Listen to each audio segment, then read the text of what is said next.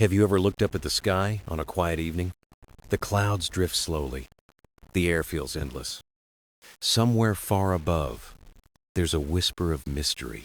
Then, on another day, the sky comes alive. Thunder rumbles in the distance. Lightning flashes across the horizon. Rain falls gently to the earth below. For thousands of years, people wondered, who commands this vast, ever-changing sky? Who holds the voice of thunder, the gift of rain, the power of light? The ancient Greeks had their answer.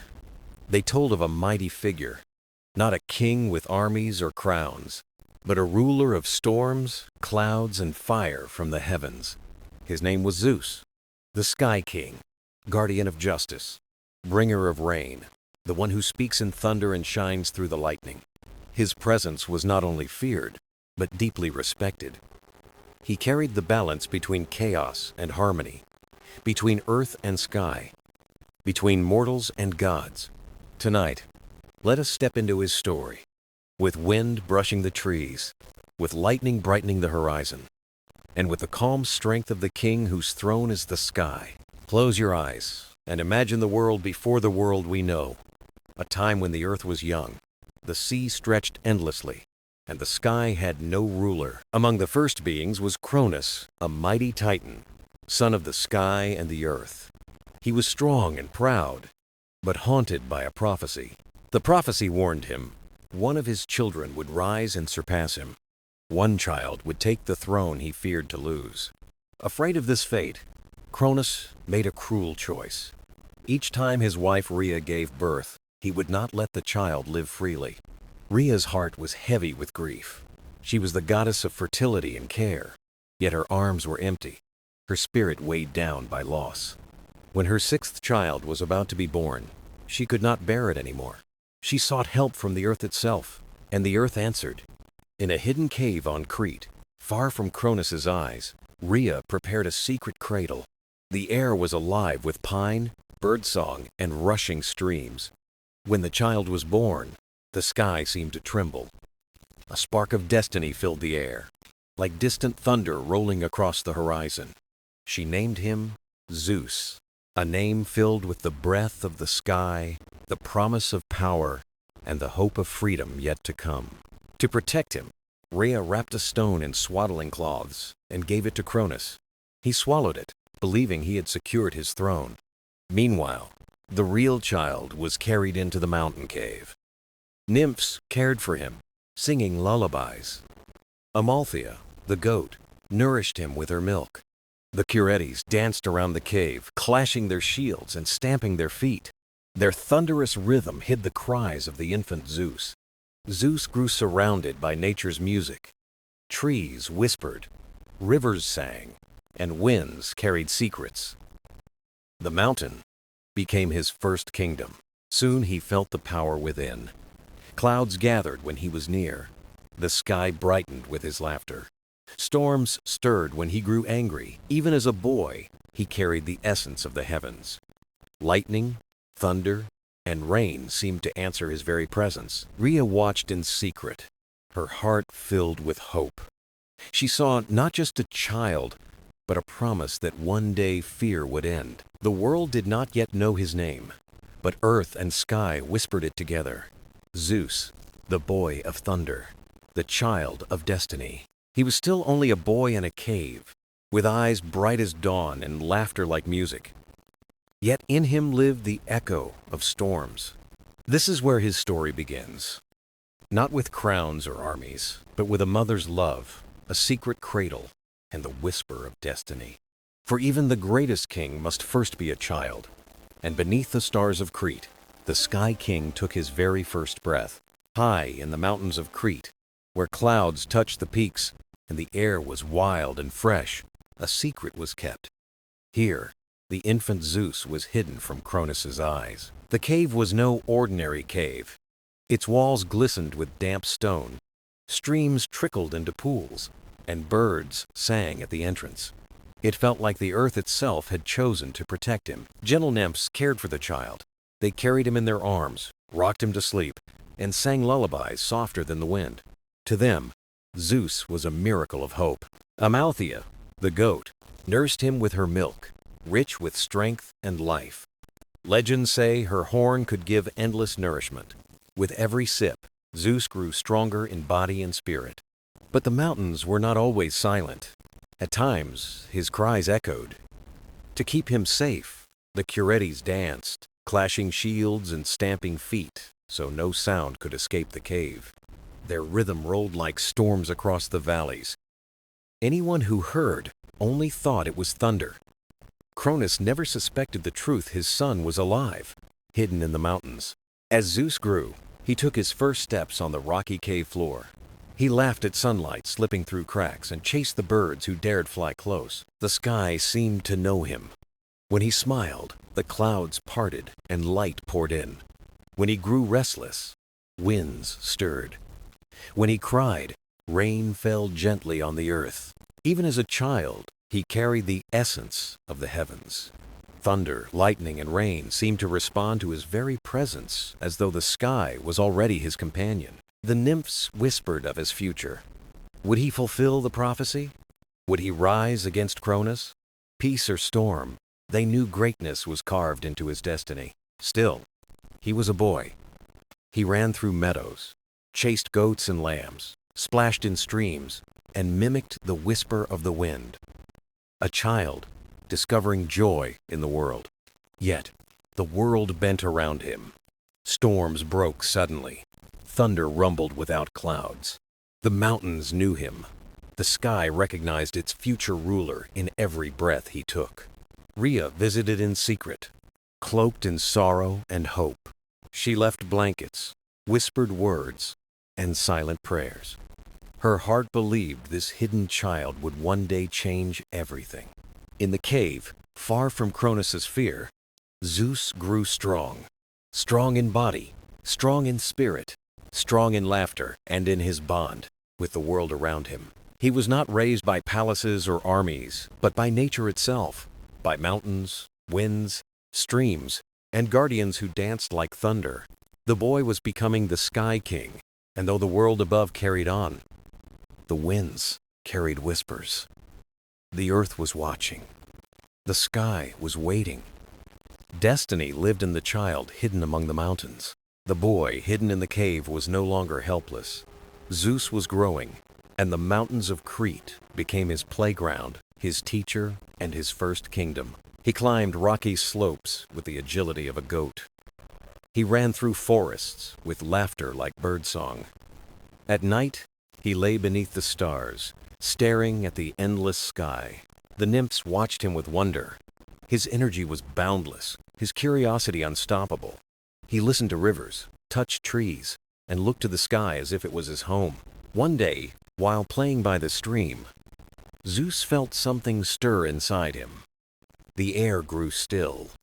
Clouds gathered above. A low rumble rolled through the valley. It was not the weather, it was him. His laughter rang out, and sparks lit the clouds. The water rippled to his touch. The trees bent as if bowing before him. The nymphs whispered in awe. They had always known his destiny, but now they saw it. This child was more than a boy. He was the future ruler of the skies. When Zeus grew angry, winds howled through the passes. When he cried, rain poured down. When he laughed, sunlight broke through the thickest of clouds. Nature was not separate from him, it was his companion. The bond between Zeus and the heavens was unbreakable, a force shaping him even in youth. The Curetes felt it too. Their dances and shield clashes no longer just hid his cries. They echoed with his power, ringing like thunder across the valleys. Zeus often sat at the cave entrance, staring at the horizon. He felt something calling greater than the mountains, greater than the forests, the sky itself. "Why do the clouds answer me?" he once asked Amalthea. Her gentle eyes held the answer. Asterisk. Because you are theirs, and they are yours. Asterisk. Rhea visited in secret. She saw her son's strength rising like a storm, not of destruction, but of destiny. She whispered, "You were meant for more, my son." Seasons passed, and Zeus grew taller, stronger. Eagles circled above him. Wolves howled from the hills. Even wild creatures approached him without fear. His power grew quietly, like a seed breaking through soil, hidden from the world, yet unstoppable. The mountains sheltered him, but could not contain him. The storms were no longer far-off voices. They became his companions, his heralds. Thunder echoed his heartbeat. Lightning flashed like sparks from his spirit. The nymphs knew the truth. One day he would step beyond the cave. One day the prophecy would awaken. One day the hidden boy would rise. For now, he was still a child, laughing and playing. Yet within him lived the echo of the skies, the force of storms waiting to be unleashed. The boy was becoming a force. The force was becoming a king.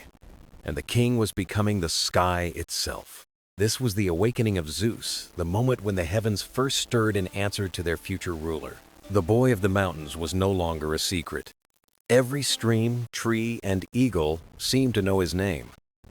Zeus, far across the valleys, whispers stirred. Whispers of an ancient prophecy carried on the wind. Cronus, the Titan king, had swallowed his children in fear of prophecy. He thought he erased his fate, but destiny is never silenced. In hidden places, wise voices remembered the tale of a child who would rise. A child who would free what was lost and bring balance to heaven and earth. That child was Zeus. One evening, as twilight glowed, a stranger arrived at the cave. She was not nymph nor goddess of the grove. The nymphs grew silent. They knew her. Themis, goddess of divine law, keeper of visions of fate. Her eyes glowed with eternity. Even the winds hushed.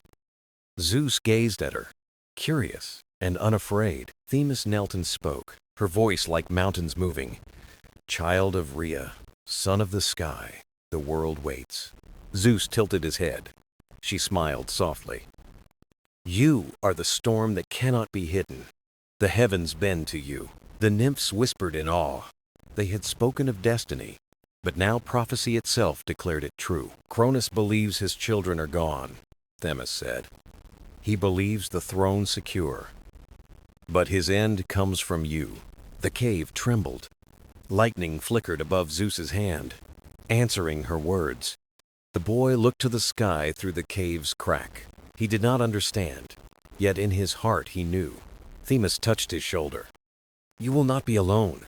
Allies will rise. Chains will break. You will claim what is yours. She turned to leave. The nymphs knelt in reverence. Zeus only watched. Prophecy planted deep in his soul. Outside, the winds lifted. The mountains held their breath. The world knew the boy was chosen. That night, Zeus lay awake. Prophecy echoed not as words, but as feeling. In dreams, he saw lightning, chains, and a throne. When he awoke, he was changed. Not older, not stronger, but aware. The world was vast. It was waiting. The nymphs tried to shield him, filling his days with joy. But Zeus now looked at the sky with purpose. The Curetes danced and clashed their shields. To Zeus, it was no longer noise. It was a call to the storm. Amalthea brushed her horn against him. Her eyes seemed to say, asterisk, grow strong, for your time will come, asterisk. Zeus nodded. Deep within, he knew the truth. The prophecy was not a cage. It was a path. The boy who laughed with rivers and chased eagles was more than a child. He was the answer to a promise. The voice of prophecy had spoken. The world would never be the same again. Zeus was growing, and the mountains of Crete no longer felt like a hiding place. They felt like a kingdom, preparing its future king. Though still a boy, Zeus carried energy that drew the world closer. Animals, winds, and rivers leaned in, listening to his spirit. The nymphs whispered in awe. They had raised many children, but none felt so deeply tied to the heart of nature. One morning, Zeus wandered to a meadow. Golden sunlight spilled across the grass, and dew sparkled like tiny stars under his feet. He knelt beside a stream, placing his hand in the rushing water. The current slowed, circling his fingers as if recognizing its master. A young eagle swooped overhead, crying out. Zeus raised his hand and the bird circled lower, landing at his side without fear. He stroked its feathers. The eagle cried proudly, wings spread wide. From that day, it became his companion, a messenger of the skies. As seasons turned, other creatures gathered near him. Goats grazed, wolves lingered, and deer stepped into clearings without fear. The mountains protected him. Winds calmed when storms grew fierce. Clouds drifted to shade him when the sun burned too hot. The Curetes noticed. Their dances grew louder, their rhythms stronger, echoing the heartbeat of his growing power. Zeus began to feel the truth. The world around him was not separate. It was part of him, and he was part of it. At night, he lay beneath the stars. They shimmered brighter at his gaze. He whispered questions, and the silence felt alive. One evening, he asked the nymph Adrastea, "Why do creatures follow me? Why do the skies listen?" She smiled gently. "Because you were born of earth and sky. They feel it in you. You are their guardian as much as their ruler." Her words sank deep. Zeus was not meant to dominate, but to protect. Not to command blindly, but to bridge sky and earth. The next day, a lamb strayed near a cliff. Zeus called out, and the winds shifted, pushing it gently back to safety. The nymphs gasped, but Zeus only laughed, hugging the lamb. His laughter echoed like music, and the mountains answered with joy. Days became years. Zeus grew taller, stronger, but never lost his bond with creatures and elements around him. He was wild like the forests, free like the rivers, untamed like the wind. He welcomed storms and embraced sunlight. He was learning balance, the dance of calm and chaos, peace and storm, earth and sky. The nymphs knew the truth. Zeus was not simply growing, he was preparing. Nature was shaping him for what was to come. The prophecy lingered in whispers. But Zeus no longer felt like a boy hiding. He felt chosen by earth, sky, and living creatures. His allies were not armies or kingdoms, but the bonds of nature. In them, he found the strength of a future king. The mountains of Crete were no prison. They were his first throne. Zeus was no longer just a child. He had grown tall and radiant, with eyes that carried both mischief and purpose. He still roamed the meadows with his eagle. He still laughed with streams, listened to winds, and danced with the Curetes. But something was changing inside him. The world felt heavier, as if the mountains were holding a secret too big to keep. At night, Zeus dreamed of shadows. He saw a throne of stone, a towering figure, and chains coiled like serpents. He woke with his heart pounding, unsure if it was fear or anticipation. The nymphs noticed. One evening, Metis sat beside him as the sun dipped low. "You feel it, don't you?" she asked softly. "The world waits. Your path is drawing near." "Why do I dream of a throne?" Zeus asked. "Why do I hear whispers in the cliffs?" Metis looked to the horizon. "Because destiny is speaking. It has waited since the day you were born." She told him of Cronus, the Titan king, a father who devoured his children, fearing the rise of one greater. Zeus listened silently, firelight flickering across his face. The shadows in his dreams now made sense. "You cannot stay hidden forever," Metis continued. "The world suffers under fear. You were born to bring change." Zeus lowered his eyes. Could he leave the mountains, the creatures, the winds that trusted him? The eagle cried overhead, its call fierce and free. Zeus looked up. In that cry he heard no fear, only destiny. That night he whispered to the stars, "Am I ready?" The silence seemed to nod. Weeks passed. Each sunrise pulled him closer to the unknown. The nymphs prepared him, though they never said it aloud. They taught him patience, for strength is nothing without wisdom. They taught him to listen, for even the rustle of leaves can carry truth. They taught him kindness, for a ruler without compassion is only a storm that destroys. Zeus absorbed it all, though restlessness grew in his chest. He longed to see the world beyond Crete. One evening, the Curetes danced louder than ever. Their rhythm was sharp, alive, fierce, with meaning. Zeus felt it in his chest. The time was near. Later, Metis told him, "Soon you will leave these mountains. But remember, strength is not in force alone. It is in balance, in wisdom, in listening. Zeus nodded, her words carving deep into his heart. Yet inside him, a storm was brewing. That night, he dreamed again of the throne. But this time, he was not chained. He stood tall, and shadows bowed before him. He woke with fire in his chest, no longer afraid. The prophecy was close enough to touch. Destiny no longer whispered it, called to him with every gust, every star, every cry of his eagle. Zeus was ready to listen. Soon, he would be ready to act. The mountains had given him shelter, love, and wisdom. But they could not contain him forever. The world was waiting. And the sky, his sky, was calling. The mountains of Crete had sheltered Zeus for many years. They had been his cradle, his classroom, and his first kingdom. But the time of hiding was ending. The whispers of destiny grew louder with each passing day. One night, under a silver moon, Meti came to him. She was not like the others. Meti was older, wiser, a daughter of Titans who carried knowledge like a hidden flame. That evening, she beckoned Zeus to follow her deep into the forest. They stopped at a spring, its waters shining in starlight.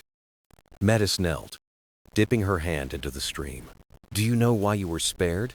she asked softly. Zeus shook his head, though his heart already sensed the answer. "Because Cronus feared you," she said. "He devoured his children, believing he could swallow destiny. But destiny cannot be silenced."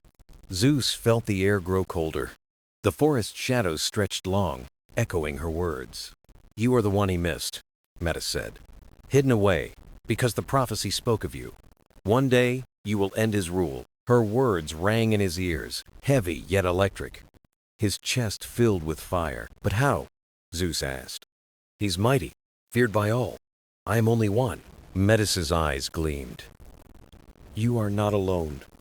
The earth, the sky, and the bonds of nature are with you. And you have me." Zeus leaned closer. "What must I do?" Metis drew a vial from her cloak, its liquid glowing like molten silver. "This is a gift of wisdom," she said. "With it, Cronus will feel the weight of his past. The children he swallowed still live within him." Zeus held the vial, his hand trembling at the task before him. "Free them," Metis whispered. "They are your brothers and sisters. Together you will be strong enough to face him." The forest stirred as if it heard her words. Leaves rustled without wind. The stream shimmered brighter. Zeus looked at Metis, breath steadying. "What if I fail?" Her gaze softened. "Failure belongs only to those who never begin. You were born of sky and earth. The world will rise with you." Zeus stood taller. The boy of streams and winds was still there, but a fire had awakened. "I will do it," he said. "I will free them." Meti placed her hand on his shoulder. "Then you take your first step into destiny. Soon, the world will know the name of Zeus." Above, the eagle cried out, wings silvered in moonlight. It circled down, fierce and loyal. Together they stood at the spring, the boy becoming a man, the wise guide, and the messenger of skies. The mountains were still his home, but they felt smaller now, like walls he was meant to pass beyond. Zeus clenched the vial in his hand. It was not a burden, but a promise. The secret counsel had been given. The path was revealed. And though Cronus still sat high upon his throne, the first spark of his downfall was lit in the heart of his hidden son. The night after Metis gave Zeus the vial, sleep did not come. He lay awake, staring at the cave ceiling, listening to the slow breath of the mountains. The eagle stirred nearby, feathers rustling in the dark.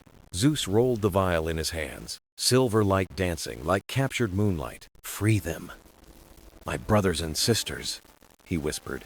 Morning came with golden light pouring over the peaks. Zeus stepped outside. Mountains bathed in sunrise, air sharp and alive. Metis appeared again, calm as ever, like a still lake under sky. "Are you ready?" she asked. "I don't know if I am," Zeus said, "but I cannot turn away." "That is enough," Metis replied. "Destiny only asks if we answer." She led him down a winding path to the sea. The rocks gave way to sand, the scent of salt filling the air. The ocean spread wide, endless like the heavens above. Waves rolled in steady, whispering secrets older than gods. "Here you will wait," Metis said, pointing to a grove. "When Cronus drinks, you will act." Zeus frowned. "How can I reach him? He is surrounded by fear." Metis's eyes narrowed. "He is not invincible. He trusts what he drinks." Zeus gripped the vial tighter, fire and shadow mingling in his chest. The thought of his trapped siblings gave him strength. The days of waiting were long. Zeus walked the shoreline, waves brushing his feet, eagles soaring above. At night he dreamed of faces unknown, children silent yet pleading. Each dawn he woke with greater resolve. Metis taught him patience. "The sea," she said, "teaches timing. The tide comes when it is ready." Zeus felt the rhythm of waves, the cycles of rise and fall. One evening, Metis brought news. "The time comes. Cronus will feast again. The vial will reach his table." Zeus stood taller, fire steady within him. No longer a boy in hiding, but a flame ready to shine. Metis placed her hand on his. "This is not destruction," she said. "It is release, a beginning." The eagle cried above, fierce and bright in the sunset. Zeus gazed at the horizon, sea stretching to the halls of Cronus. The vial shimmered in his hand like liquid destiny. Within it lay the promise of freedom, unity, and a new dawn. And Zeus whispered once more, steady and clear, "I will free them." The sea roared back in answer. The sky stretched wide, silent and eternal. And Zeus felt, for the first time, the weight of his name. Zeus, the Sky King yet to come. The sea whispered as Zeus stood on the shore, the vial heavy in his hand. Each wave echoed his task, steady and unending, like the beat of destiny itself. Metis had told him the time was near. Soon Cronus would hold a great feast, where wine flowed and power glittered. There, the vial would find its way to the king. Zeus could not go himself. The world did not know his face, but Cronus would know. So the vial must travel hidden, carried by fate and trust. In silence, Zeus prepared. He walked the beaches at dawn, whispering vows to the rising Sunday. He watched the eagles circle high, scouting paths beyond the horizon. At night, he dreamed. The faces of his siblings came clearer. Hestia, Demeter, Hera, Hades, Poseidon. He knew their names without ever learning them. They called to him in silence, not with words, but with presence. Metis sat by the fire, teaching patience and wisdom. "Cronus grasps tightly," she said, "but true power lies in release."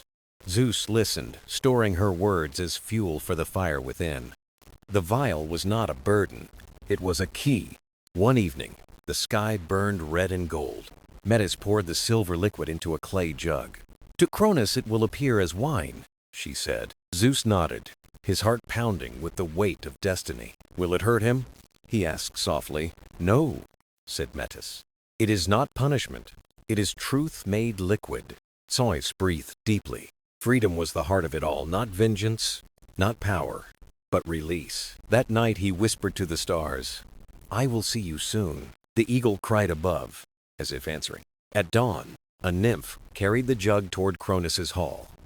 Zeus watched her go, the spark of hope in her hands. The day dragged heavy with waiting. Every wave seemed to count the time. The eagle perched beside him, eyes fixed on the horizon. At twilight, Metis touched his arm. "It has begun," she whispered. "The feast is here. Cronus drinks." Zeus closed his eyes. He could almost hear the music, the laughter, the golden cup raised high. The earth itself seemed to pause. The waves stilled, the wind hushed, and Zeus knew something stirred within Cronus. The feast of fate had begun. The halls of Cronus glittered with gold and song. Torches blazed against marble walls, and music echoed through the chamber. Cronus feasted, his laughter rolling like thunder in the air. Servants moved with grace, carrying trays of fruit and wine. Among the offerings was the jug Metis had prepared. It was poured into the king's cup, shimmering faintly under firelight. Cronus lifted the cup high, his pride unbroken. "To eternity!" he roared, his voice shaking the hall. He drank deeply, unaware of the secret within. Far away, on the shore of Crete, Zeus felt the moment. The earth trembled softly. The sea paused. The air shifted. Metis closed her eyes, sensing the current of change. Inside the Titan King, something began to stir.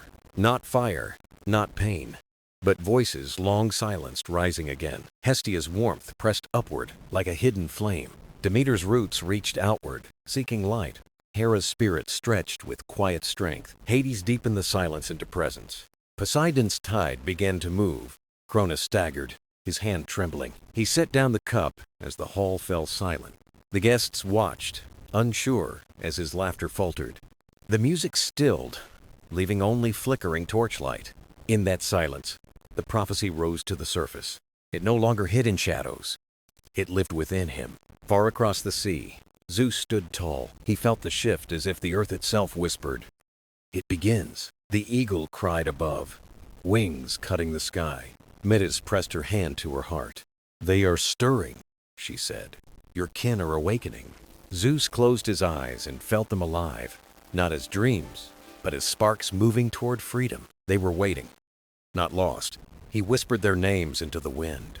Hestia, Demeter, Hera, Hades, Poseidon. The breeze carried the syllables across sea and mountain. Zeus opened his eyes to the horizon. The world was brighter, charged with unseen energy. This was no ending, it was dawn. In the hall, Cronus gripped his throne tightly. Power long devoured surged within him, demanding release. The feast turned to murmurs and hushed fear. The unshaken king felt unsteady for the first time. Yet Zeus was steady, grounded like the sky itself. The boy of the cave now stood with destiny in his hands. The prophecy was no longer a whisper. It was a chorus, rising in the world. Metis turned to him, her voice sure and calm. "This is the beginning of Cronus's end, and the beginning of yours." Zeus breathed deep, the salt of the sea filling his lungs. He raised his gaze to the heavens, clouds waiting above. The prophecy had stepped into reality. The children were stirring, and Zeus, the Sky King, was ready to rise. The feast of Cronus glittered, but the air had changed. Music and laughter faded into unease. The guests felt it first, though none dared to speak. Something stirred within the Titan King. Cronus sat on his throne, his hand trembling. His eyes flickered as though seeing past and present at once. The jug of wine lay at his side, nearly empty. He had swallowed more than wine that night. He had swallowed a fate long denied. Within him, the voices of his children stirred. Whispers turned to rising calls, pressing for light. They lived, though caged. Cronus clenched his jaw, but unease betrayed him. Whispers spread through the hall like smoke. Was the king unwell? Or was prophecy awakening? None dared to speak aloud. Far away, Zeus stood upon a cliff. The wind tugged at his cloak, the eagle circling above. The sea and sky moved in rhythm with his heart. He felt that his siblings were alive. They were calling to him from within. Cronus. Metis stood at his side, calm and sure. "The unraveling has begun," she whispered. "The bonds that held them are breaking." Zeus closed his eyes, and he felt their presence. A song beneath the earth, rising toward the surface. Hestia's warmth pulsed like a hearth fire. Demeter's roots cracked through stone. Hera's spirit shimmered with unyielding resolve. Hades' silence was full of hidden strength. Poseidon's tide surged, restless and sure. Cronus pressed his hand to his chest, unsettled. For the first time, the Titan felt vulnerable. His reign was built on silence and control. But those voices returned, alive and rising. The children he swallowed now thundered within. The torches flickered, as if holding their breath. Cronus rose, towering above the gathering. "I am eternal," he declared, though his voice cracked. "I am king, unbroken, unshaken." But the words rang hollow. The Titans looked on, unease heavy in their eyes. Even mountains tremble before storms. Cronus gripped his throne like an anchor. Far away, Zeus raised his hands to the sky. Clouds gathered, swirling to his unspoken command. The eagle cried. The heavens answered faintly. Thunder rolled, though no storm had yet begun. Metis turned her gaze to him. "Do you see now?" she asked softly. "Your time approaches. The world rises for you." Zeus breathed deeply, steadying his heart. Destiny pressed close, heavy yet certain. Unlike Cronus, He did not clutch in fear. He let it flow, let it rise around him. This was balance, not conquest. In the hall, Cronus stumbled again. The guests gasped, rising in shock. Cronus, eternal ruler, faltered before their eyes. Rage and fear flashed in his gaze. Across the sea, Zeus whispered to the wind, "Hold on, my brothers, my sisters. Your time is near." The sea crashed below, echoing his vow. The sky darkened slightly, the world listening. The unraveling had begun. Cronus's silence was breaking. The hall of Cronus trembled. The torches flickered as if threatened by an unseen wind. The guests, once bold with song and wine, now shrank into silence. Cronus sat heavily upon his throne, though his strength seemed dimmed. His hand gripped the armrest like a drowning man clinging to driftwood. The prophecy he had tried to devour was alive within him. Hestia burned steady, Demeter rooted deep, Hera stretched with dignity. Hades deepened silence. Poseidon surged like the tide. Together, their spirits stirred, pressing for release. The Titan King felt the weight of eternity pressing against him. For so long, he had swallowed destiny to silence it. But destiny does not die. It waits. It whispers. It rises again. The feast was broken. The guests whispered, their voices thin and frightened. Could Cronus truly fall? Could the eternal king tremble? Far across the sea, Zeus felt the tide shift. The eagle soared higher, circling like a herald of dawn. The wind pulled at his hair, whispering his name. Metis stood beside him, her voice steady. The storm gathers, child of prophecy. It is no longer hidden within shadow. It is here, rising. Zeus gazed at the horizon where sea and sky met. He saw no hall, no throne, no king. Yet he felt everything, the trembling earth, the struggling Titan, the cries of his siblings. He raised his hand, and the clouds gathered. Thunder murmured faintly, not in rage, but in promise. The sky bent closer, listening to its chosen king. Cronus rose unsteadily, his voice booming with defiance. "I am Cronus, eternal ruler. None shall rise against me." But even as he spoke, his body betrayed him. His chest heaved, his hand shook, his voice cracked. The guests recoiled, their faith shaken. For the first time, the king seemed less than unbreakable.